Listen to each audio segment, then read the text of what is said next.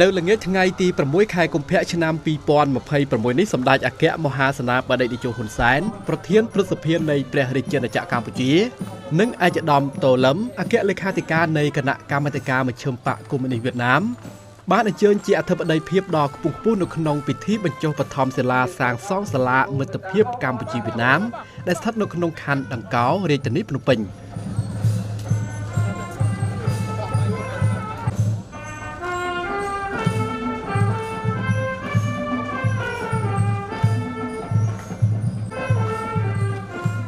យោងតាមរបាយការណ៍ពីឯកឧត្តមខួងស្រេងអភិបាលរាជធានីភ្នំពេញបានឲ្យដឹងថាសាលារៀននេះគឺសាងសង់នៅលើផ្ទៃដីអតីតសាលាបឋមសិក្សានិងអនុវិទ្យាល័យសម្ដេចតេជោហ៊ុនសែនដង្កោ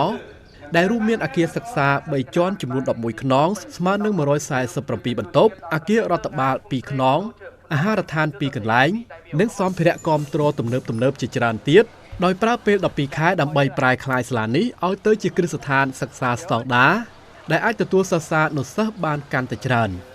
សាលារៀននេះគឺមានប្រវត្តិផ្សារភ្ជាប់ទៅនឹងកងទ័ពស្ម័គ្រចិត្តវៀតណាមក្រោយថ្ងៃរំដោះ7មករាឆ្នាំ1979ដើម្បីអភិវឌ្ឍវិស័យអប់រំនៅកម្ពុជា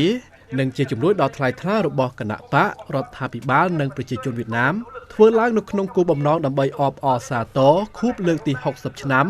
នៃទំនាក់ទំនងការទូតកម្ពុជាវៀតណាមនិងជាការបង្ហាញអំពីស្មារតីតភ្ជាប់យុវជនតភ្ជាប់ជំនាន់និងតភ្ជាប់ភាពជាអ្នកដឹកនាំនៃប្រទេសទាំងពីរឯកឧត្តមខួងស្រេងបានបញ្ជាក់បន្ថែមថាសមិទ្ធផលនេះគឺមិនត្រឹមតែជួយលើកកម្ពស់គុណភាពអប់រំប៉ុណ្ណោះនោះទេប៉ុន្តែគឺជាសក្ខីភាពនៃចំណងមិត្តភាពដៃថែបនិងកិច្ចសហប្រតិបត្តិការយូរអង្វែងរវាងប្រជាជាតិទាំងពីរកម្ពុជាវៀតណាម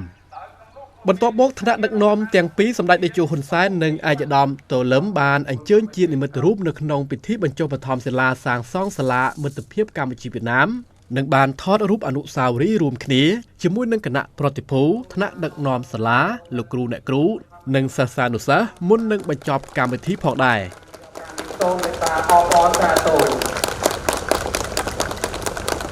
អង្គប្រធានបន្ទាប់អំពីពិធីធ្វើការបញ្ចុះបឋមសិលានៅក្នុងឱកាសនេះ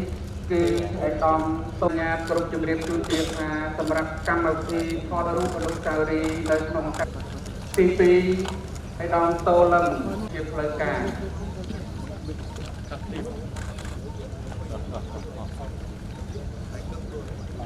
ទី3ឯកឧត្តមតូលឹមនិងសម្ដេចតេជោជាមួយនឹងប្រតិភូផ្លូវការជាមួយនឹងលោកគ្រូអ្នកគ្រូនិងសិស្សចំនួន20រូបភាពកម្ពុជាវៀតណាមនៅក្នុងការសូមមេត្តាអបអរសាទរ